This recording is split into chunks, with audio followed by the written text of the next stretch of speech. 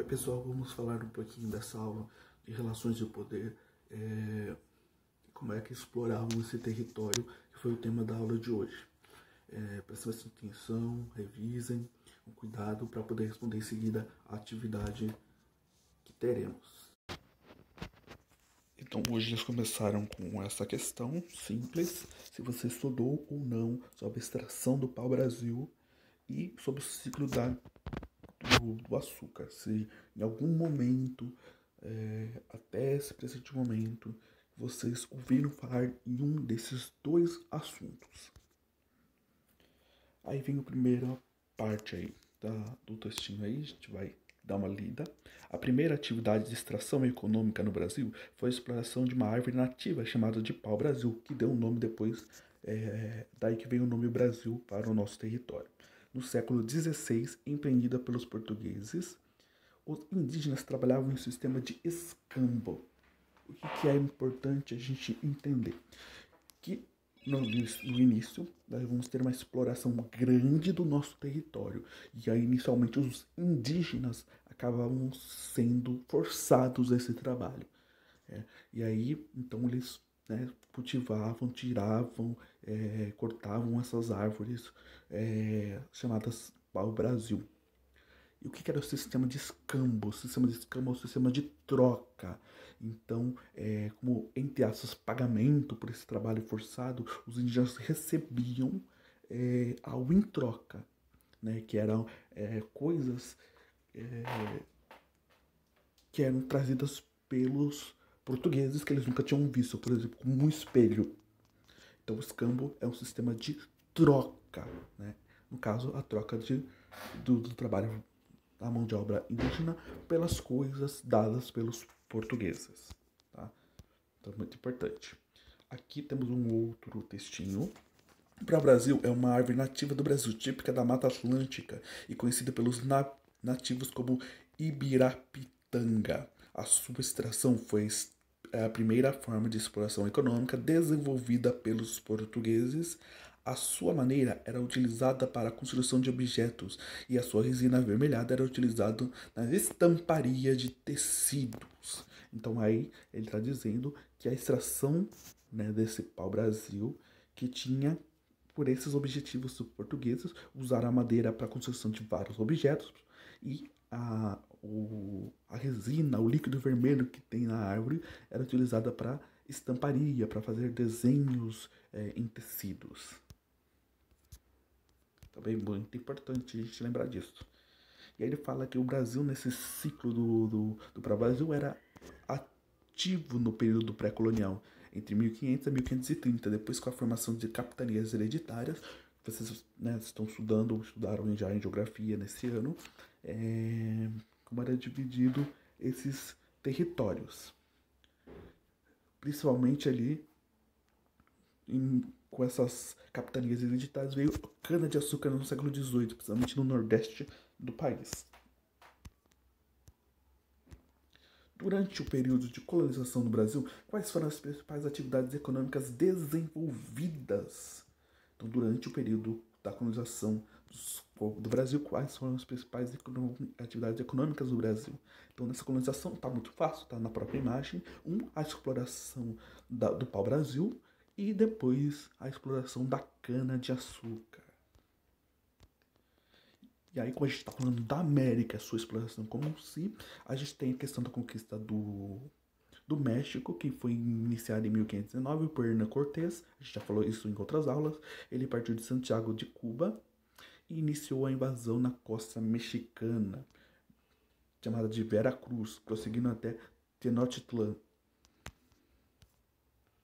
Seguindo aqui o nosso slide, e já vou explicar essa parte aqui. A conquista do Império Inca, já estamos falando de outra parte do continente, foi realizada por Francisco Pizarro a partir de 1527. Deparou-se com uma guerra entre as forças do Atahualpas e de Huáscar. Capturou o líder Atahualpa, enforcou-o e aproveitou os conflitos existentes naquele território. Então, aí que vem a questão. Quais seriam as semelhanças entre o processo de conquista feito por Francisco Pizarro e Hernán Cortés? E é muito simples. Ambos vão aproveitar dos conflitos que estavam tendo dentro do território para poder fazer a conquista, né? Então, a conquista, né, a guerra que existiam entre os nativos daquela região, né, graças a esses conflitos, né, que vão enfraquecer os nativos, eles serão conquistados. Então, quem vai colaborar muito isso é a guerra dos nativos para a conquista dos europeus. Bom, quando tem a conquista desse território, que é toda essa região vermelha que a gente está vendo aí, a gente tem a América Espanhola, porque foram dominados pelos espanhóis. E aí eles nomeados para esses territórios os chamados vice-reis, porque esses territórios são chamados de vice-reinos. Então você tem um... Por quê? Porque o rei não está na América, então ele precisa de um representante, alguém para administrar o território para ele, né? E aí foi nomeado vice-reis, representantes dos reis na América. Assim, você administrava tudo para o bem da coroa espanhola. Ainda no século XVI, as primeiras notícias sobre as existências de grandes minas de prata nos arredores do Alto do Peru instigou a vinda de vários representantes da metrópole. O intuito era obter a riqueza fácil proveniente do subsolo americano. Nos primeiros 200 anos de colonização, os espanhóis concentraram-se nesse tipo de atividade, estabelecendo o caráter eminente exploratório e, ao mesmo tempo, mercantil das atividades econômicas firmadas em seus domínios. No Brasil, por outro lado, a exploração do pau-brasil foi a primeira forma de extração comercial. A escassez desta madeira, devido aos 30 anos de exploração, fez com que os portugueses investissem no cultivo de açúcar. Então isso também é bastante importante, em que ele fala o que estava sendo explorado na América Espanhola e na América Portuguesa. Então o que o texto está dizendo? Está dizendo que durante a exploração da América Espanhola, nas Américas, foi explorado o ouro, mas o ouro e a prata. Então vai ser um processo de exploração mineratória, porque o ouro e prata se encontram em Minas. E no Brasil, como é o pau-brasil, depois vem cana-de-açúcar, é um processo chamado de extração. Você está extraindo algo do solo. Então, na América Espanhola, você tem a mineração de ouro e prata. Na América Portuguesa, a extração do pau-brasil e depois da cana-de-açúcar. E aí, para finalizar, foi o último contexto ali, ele pergunta quais regiões possuem o maior número de populações indígenas.